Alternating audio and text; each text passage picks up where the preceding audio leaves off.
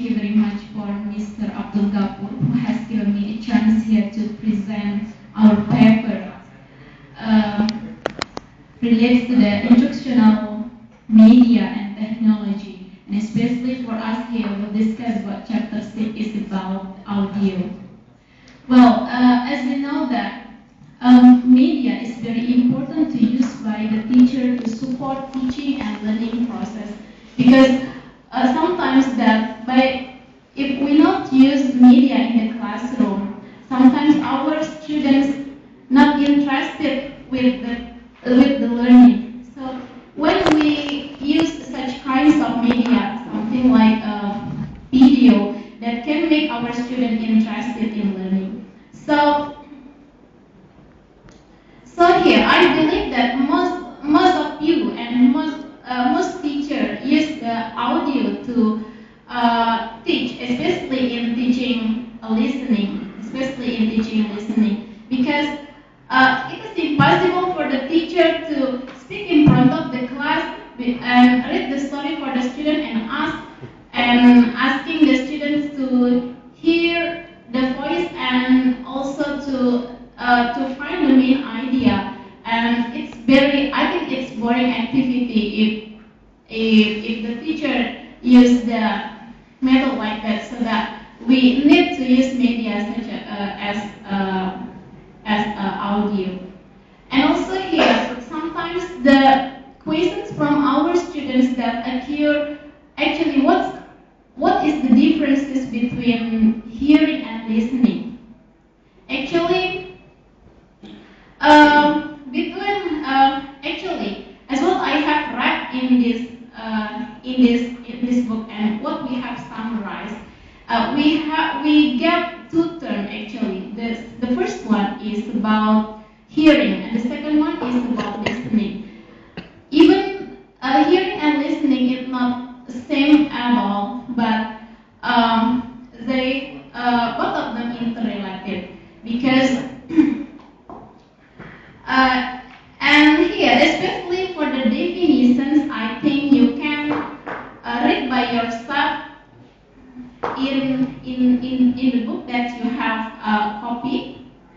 I think the explanation is very clearly over there. So here, the differences between hearing and listening, we know that hearing is the physiological process, and also listening is the psychological process. And also sometimes our students confuse actually what is the differences between hearing and listening. And also here, the differences between hearing and listening actually can be categorized as the communication learning process, in which the message can be encoded by the sender and also can be decoded by the receiver. But in your paper, you write same. Physiological and Kalau tulis saya tadi saya memang psikolog lagi ngantuk itu tadi. Hearing itu fisiologi. Ini kan beda di Pak. Psikologi, fisiologi, psikologi. Yang satu fisik, yang satu psikis. Satu fisiko. Iya. Jangan terbalik aja sukanya. Kalau bisa keluar jangan terbalik aja jawabannya. What does not work? Ahli mendengar dalam proses psikologis. Mana yang psikologis? Yang psikologis listening or hearing? Listening. Jadi don't say hear me, tetapi listen to me. Ya, dengarkan saya. See me or watch me? Look at look itu dengan psikologi. Kalau see no terdekat ya. Jadi kita bicara baik listening is important and teaching learning. process. The key point of the chapter 6 and chapter 5, why watching visual is very important media. Intinya di situ.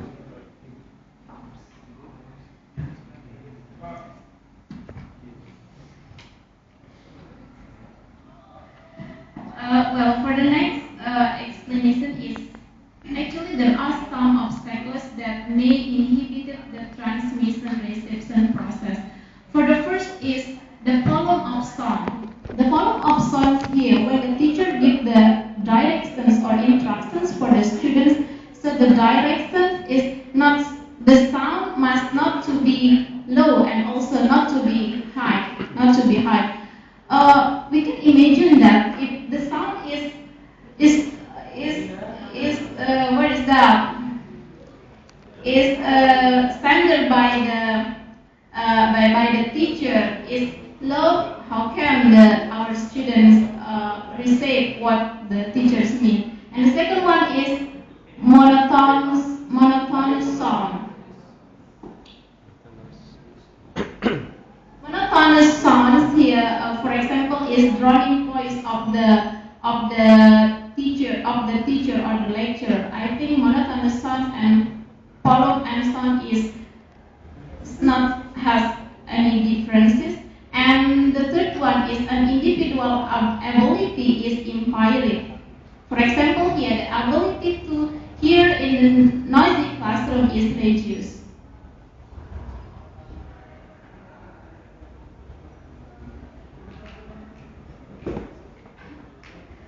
So, the technique in developing listening skill. The first technique here is guide listening. Guide listening here is important to do by the teachers because it's very basic techniques to use by the teachers in the classroom when the teacher give the directions for their students. For example, here to give the technique in developing listening skill, the teacher can use a short short message or short passage, and maybe later they can use long passage. And after give the passage, and the students can get what the teachers mean. The teacher can also give the questions based on the objectives. So the next is by giving direction. Well, giving direction technique in developing listening skill for the students is also important. That here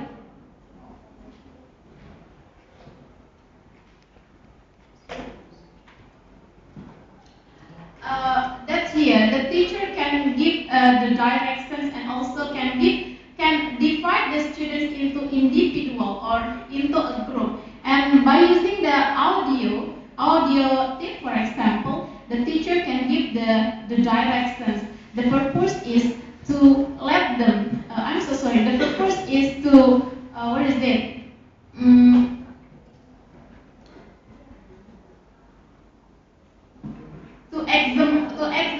To examine them how far their students understand, and can catch the point and what the teachers mean. And the third one is finding main idea, detail, or inference. In finding main idea here, for example, the teacher can read the short story and also ask the students to finding the main idea, or maybe we can ask our students to inference based on what we have delivered for our student. So the next is by use contact in listening. Okay, in listening, sometimes that when we give our student a worksheet or worksheet in productive activity, sometimes that the sentence, sometimes that we give our students filling the blank, so that is the student's job to answer by appropriate word. So the next technique is analyze the structure of a presentation.